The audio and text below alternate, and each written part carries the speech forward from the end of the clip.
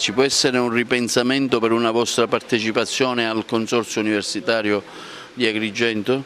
E questo mi riservo di valutarlo. Io ho visto che chi mi ha preceduto è uscito fuori dal consorzio, so che ci sono delle pretese giusto o sbagliate da parte di altri soggetti, valuteremo seriamente tutta la È una problematica. struttura importante per l'economia, per il futuro, magari ecco, rimodulandola in qualche modo, non tocca a me dirlo, ma sicuramente la sua competenza sarà importante. Perfettamente conto, io una volta un abboccamento fatto col dottor Armà ho detto che le guerre fanno solamente male a chi le subisce.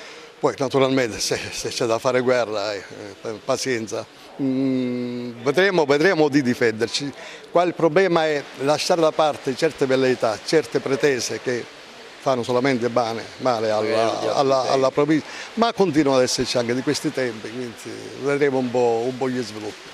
Quello che a me preme dire principalmente è che questa università, se vuole avere uno sbocco veramente utile nei confronti dei nostri ragazzi, diceva il dottor Amaro, bisogna creare quel tipo di facoltà che possono consentire un domani ai nostri ragazzi di trovare un'attività lavorativa nel nostro territorio. Andare a creare dei disoccupati laureati non serve a nessuno, non facciamo altro che ragazzi... Ad esempio? Tipo giurisprudenza per esempio, no?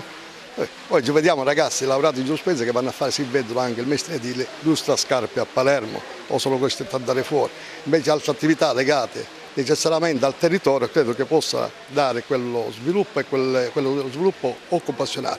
La sinergia è università-territorio e credo che una volta fatti questi corsi poi quel necessario monitoraggio per vedere se quella facoltà installata e quel corso di laurea andato in porto poi possa avere dato nel tempo un motivo occupazionale.